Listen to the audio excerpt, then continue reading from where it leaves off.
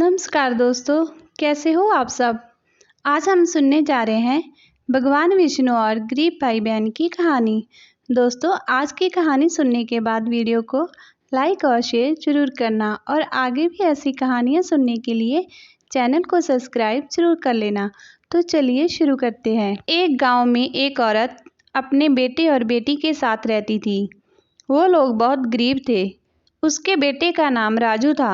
राजू भगवान विष्णु का भक्त था। वो एक मंदिर में पुजारी था। भगवान विष्णु की भक्ति में वो घर जाना ही भूल जाता था।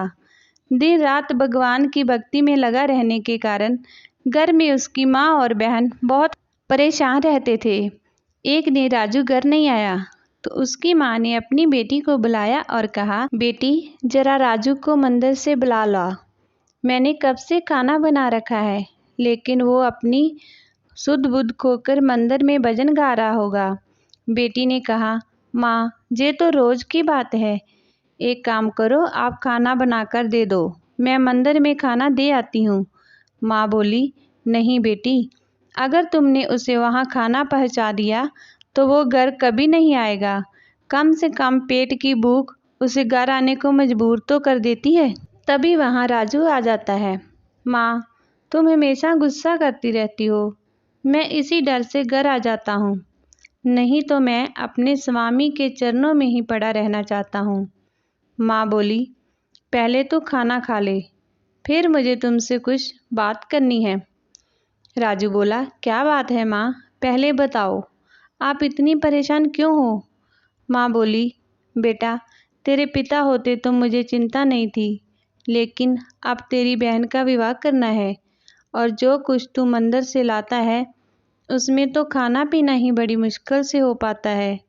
राजू बोला, माँ तुम तो बेकार चिंता करती हो। मेरे भगवान विष्णु अपने आप सब इंतजाम कर देंगे। समय आने पर सब ठीक हो जाएगा। तभी उसकी माँ बोली, बेटा तू बहुत सीधा है, तुम्हें नहीं पता लड़का मिलना और विवाह करना कितना बड़ा काम है। तो राजू बोला, माँ मैं सब जानता हूँ और इंतज़ाम भी हो जाएगा। अब तुम मुझे जल्दी से खाना दो, मुझे मंदिर जाना है, शयन आरती का समय होने वाला है। राजू खाना खाकर मंदिर चला जाता है। इसी तरह कुछ दिन बीत जाते हैं। एक दिन मंदिर में एक सेठ जी अपनी बेटी के साथ आए। राजू ने उनकी पूजा संपन्न कराई। तभी उसके बाद उसने सेठ जी और उसकी लड़की को प्रसाद दिया। सेठ जी की लड़की ने प्रसाद फेंक दिया तो राजू बोला, सेठ जी आपकी लड़की ने भगवान का प्रसाद क्यों फेंक दिया। सेठ ने कहा, बेटा इसे माफ़ कर दो, ये भगवान को बहुत मानती थी, दिन रात उनकी पूजा करती थी, लेकिन अभी 2 साल पहले इसका भाई बीमारी से मर गया। तब से ये भगवान से नफरत करती है। मैं इसे बहुत समझाता हूँ लेकिन ये नहीं मानती। राजू ने पूछा, लेकिन आप इसे मंदिर क्यों लाए हो। सेठ जी ने कहा, मैंने सोचा भगवान इस पर कृपा करेंगे तो ये ठीक हो जाएगी। राजू ने कहा, सेठ जी आप इसे हर दिन मंदिर लाया कीजिए, भगवान विष्णु कृपा से ये ठीक हो जाएगी। अगले दिन से सेठ जी अपनी बेटी के साथ हर दिन मंदिर आने लगे, लेकिन उनकी बेटी उदास बैठी रहती थी। एक दिन सेठ जी ने कहा, बेटा मैं चाहता हूँ तुम मेरी बेटी से विवाह कर लो। तुम विष्णु भगवान के भक्त हो, एक दिन ये भी तुम्हारी तरह भगवान की भक्ति करने लगेगी। राजू ने कहा, सेठ जी मेरी बहन विवाह योग्य है, मैं पहले उसका विवाह करूँगा, फिर अपने बारे में सोचूंगा। सेठ जी ने कहा, उसकी तुम चिंता मत करो, मैं उसके विवाह के लिए तुम्हें पैसे दे दूंगा, एक साथ दोनों का विवाह हो जाएगा। राजू अपनी माँ से बात करता है, वो भी तैयार हो जाती है। एक अच्छा सा लड़का देखकर राजू अपनी बहन का विवाह पक्का कर देता है। सेठ जी से पैसे लेकर राजू विवाह की सारी तैयारी कर लेता है। विवाह के दिन सुबह सेठ जी राजू के घर आते हैं और कहते हैं, राजू अब ये विवाह नहीं हो सकता। राजू बोला, सेठ जी आप क्या कह रहे हैं, शाम को बारात आने वाली है।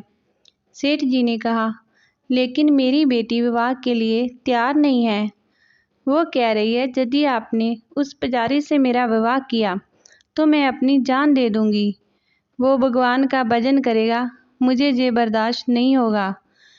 राजू ने कहा, सेठ जी मुझे अपनी बहन का विवाह कर लेने दीजिए, मैं धीरे धीरे आपका सारा कर्ज चुका दूंगा।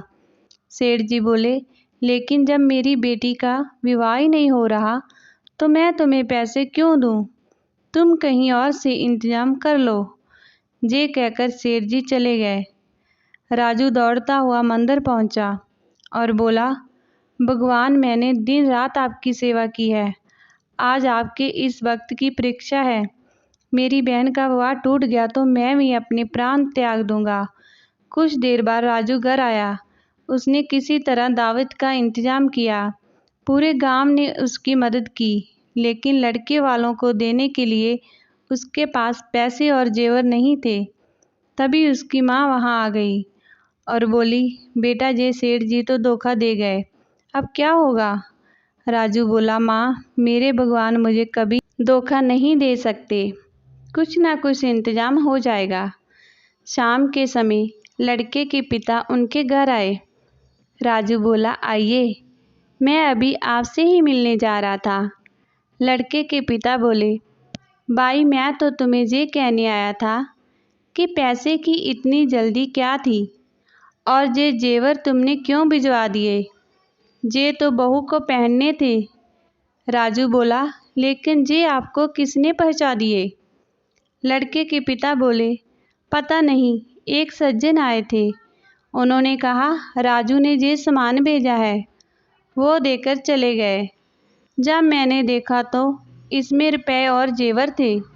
मैं ये जेवर वापस लाया ताकि तुम अपनी बहन को पहना सको। ये सुनकर राजू रोने लगा और बोला, मेरे प्रभु स्वयं मेरी बहन के विवाह में पहुंच गए, ये सब उनकी ही माया है। ये कहकर वो रोने लगा। राजू ने धूमधाम से अपनी बहन का विवाह किया।